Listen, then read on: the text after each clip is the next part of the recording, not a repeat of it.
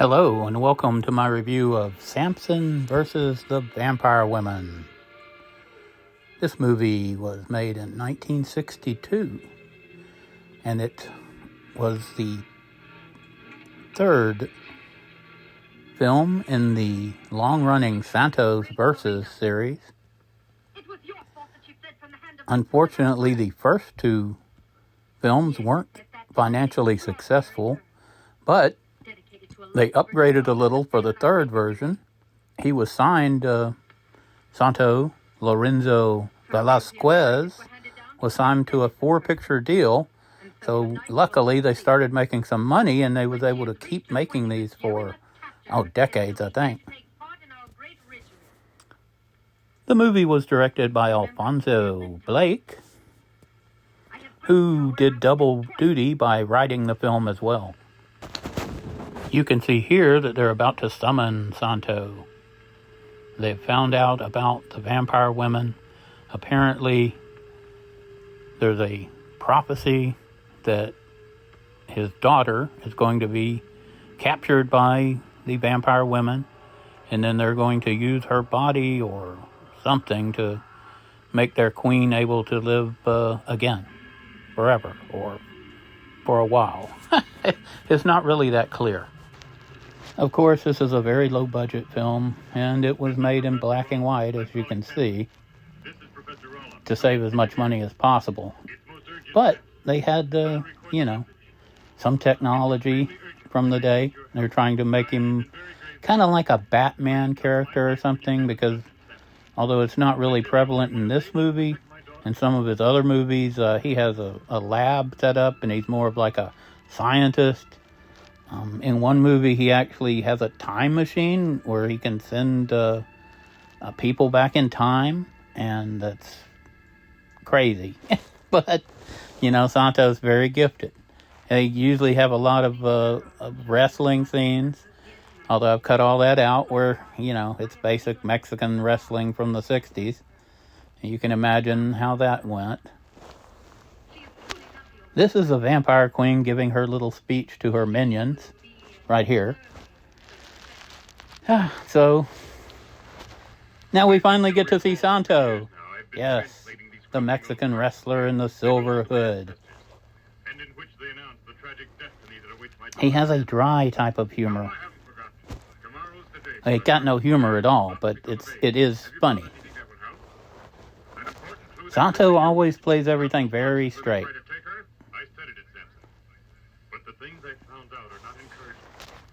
So Santo has come up with a plan. They're going to have a party where the police surround the place, and when they come to try to take the girl, they will be able to ambush them.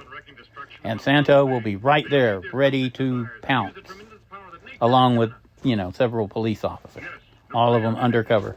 It's a brilliant plan. Nothing could go wrong. So we'll see how it goes. So these Santos films were made to be second bills or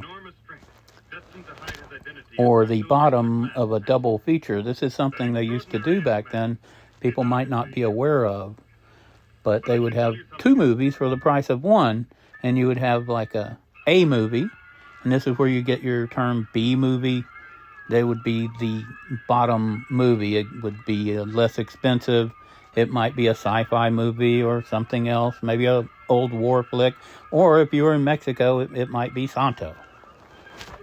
So as you can see here, they have grabbed the girl right under their noses. Santo, who was supposed to be right there, is nowhere to be found. So he's probably on his way. This happens quite frequently in Santo's films. They make a plan, and then the plan goes terribly wrong. There we are, they're shooting at them when it's having no effect. Santo's still not there, and they're now attacking. They're not much of vampires, to tell you the truth. About the only way you can tell they're a vampire is they wear these really lame cloaks. And there they go. For some reason holding their arms out as they run, which is ridiculous. And they've got the girl. Santo still is not there. Why wasn't he there? This is his plan. Oh, there he is. Man, takes his time. Now, there we go. He got his own cloak, of course, for a special occasion, and he is stopping them. He's done his traditional roll. Does a lot of rolls. He also jumps. He climbs up on stuff and jumps on people a lot. Okay, there we go. So I guess the girl is okay for now. He hasn't actually rescued her yet, but we're hoping for the best.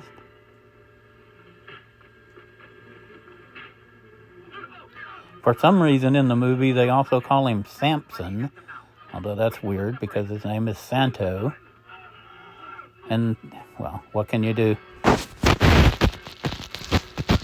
I have now skipped to the end of the movie because it's a pretty lame movie. Ah, there we go. How did they die?